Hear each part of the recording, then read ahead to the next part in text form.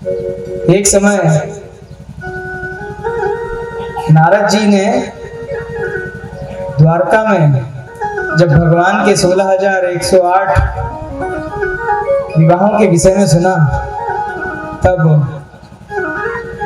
नारद जी कहते हैं कि आप जाकर के देखना चाहिए। किसी व्यक्ति की अगर 2 विवाह हो गए हों तो जरा उससे पूछिए कि 2 को संभालना कितना कठिन परिश्रम का काम है। अभी तो वो गाड़ी में 2 पहिए थे, अभी तीसरा और आ गया, वो पता नहीं कहाँ जाएगा, है ना। नारद जी बोले कि एक बार मेरी विवाह करने की जब इच्छा हुई थी, तब इन्होंने मुझे बंदर बनाकर मेरा विवाह तोड़वा दिया था। आज मैं जाता हूँ इनके घर में, ऐसा मिर्च मसाला लगा करके आऊंगा, सारा भोजन खत्म। तो नारद जी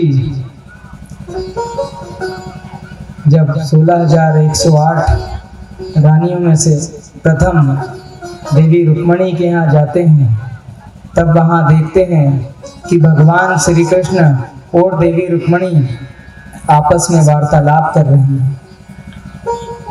तब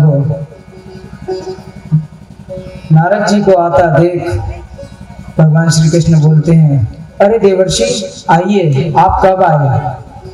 उनका यथोचित सत्कार कर उन्हें कुछ मिष्ठान लड्डू खिलाए जाते हैं। नारद जी बोलते हैं, अच्छा भगवान मैं चलता हूँ। वहां से उठ के नारद जी दूसरे घर में जाते हैं, दूसरे महल में जाते हैं। तब वहां पर भी वही दृश्य उन्हें दिखता है। अभी था रुक्मणी का महल, अब पहुंच गए जामवंती के महल में, और जामवंती के महल में जाकर भी जैसे ही पहुंचे भगवान, वहां पर उनसे वही प्रश्न, अरे देवर्षि कब आ गए आप, आइए बैठिए। और वही सेवा सत्कार प्रारंभ, और उसके बाद में फिर उन्हें लड्डू खिला दिया जाता है। ऐसे करके अब नारद जी सोचें कि एक आध रानी के साथ में जब भगवान ना मिले तो उनके कुछ कान भर दिए जाएं, तो अपना काम करके और अपन यहाँ से आगे बढ़े। मगर वो धीरे धीरे करके पूरे 16,108 के साथ में 108 महलों में प्रवेश कर जाते हैं। हर एक महल के अंदर भगवान श्री कृष्ण अपनी रानी के साथ में होते हैं। अब ये देख करके नारद जी का माथा चकरा जाता है। अब नारद जी बोलते हैं, भैया यहाँ तो कोई दाल गलनी नहीं है, अब चलते हैं। वो टहलते टहलते द्वारिका की गलियों में जाते हैं, तो वहां उनको एक लंबी चौड़ी सी देवी उनकी ओर आते हुए दिखती हैं, और नारद जी के पास आकर के वो अपना घूंघट उठाती हैं, और देखा तो वहां पर भी वही भगवान श्री कृष्ण। अब तो ये पूरी तरह से चक्कर खा जाते हैं, और वही प्रश्न, अरे देवर्षि आप कब आए। बोले देवर्षि बोले, ये प्रश्न सुन सुन के तो मैं परेशान हो चुका हूँ, मेरा तो पूरा माथा घूम गया है। तब भगवान देवर्षि नारद से बोलते हैं कि आपके पिताश्री जिनकी 4-4 खोपड़ी हैं, वो भी मेरी माया से ऊपर नहीं हो पाए, तो आप कहाँ होगे। नारद जी ये सुनकर भगवान को दंडवत प्रणाम करके और नारायण नारायण करते वहां से प्रस्थान करते। यहाँ पर भगवान एक आदर्श गृहस्थ कैसा होना चाहिए, इसका एक उदाहरण प्रस्तुत करते हैं।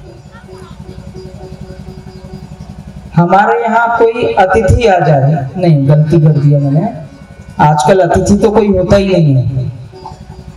अतिथि जिसके आने की कोई तिथि ना हो, तो यहाँ तो क्या है, पहले से ही कोई भी आएगा तो मोबाइल करके आता है, आपको कॉल कर देगा, उसके बाद नहीं आएगा, क्योंकि समय की भारी कमी है ना। मैं प्रभु जी के यहाँ जाऊं, प्रभु जी मिले नहीं मिले, मेरा तो आना जाना, पेट्रोल, समय, लक्ष्मी सब बर्बाद हो जाएगा।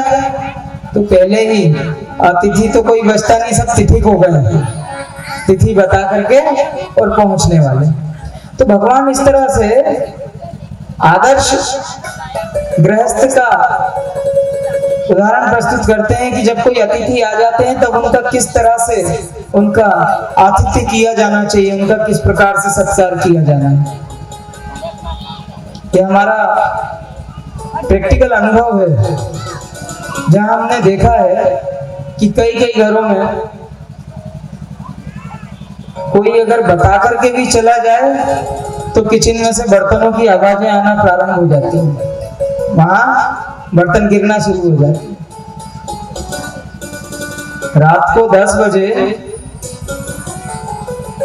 शाम के समय यदि ससुर जी बोल दें कि बेटा आपके फलाने ससुर आ रहे हैं, चाचा ससुर, मम्मिया ससुर, कोई भी हो सकता है, वे आ रहे हैं,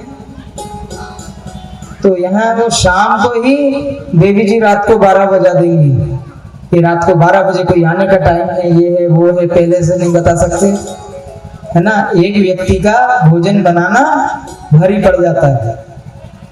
और वहीं दूसरे दिवस रात को 12 बजे भी अगर वो देवी जी के भाई अगर आ रहे होंगे तो चमक करके सारी चीजें बनना प्रारंभ हो जाएंगी। भैया बोलेंगे कि बहना मैं तो सब खा पी करके, अरे नहीं घर आ गए, ऐसा थोड़ी चलेगा, कुछ ना कुछ तो खाना ही पड़ेगा। तो हमें समझना चाहिए कि अतिथि कोई भी हो, एक उक्ति कही गई है, अतिथि देवो भव। हमें नहीं पता, ना जाने किस रूप में नारायण आ जाए। तो यदि हमारे घर के सामने हमारे कोई मेहमान, कोई हमारे रिश्तेदार, तो रिश्तेदार, कोई अनजान व्यक्ति भी आ जाए तो कम से कम पानी का तो पूछ लें उससे। आप बहुत ज्यादा नहीं कर सकते तो कम से कम पानी तो पूछ ही सकते हैं। अरे पानी भी नहीं पूछ सकते तो कम से कम मुस्कुरा के उसका स्वागत कर सकते हैं। भगवान ने बताया कि किस प्रकार से एक आदर्श गृहस्थ को होना चाहिए।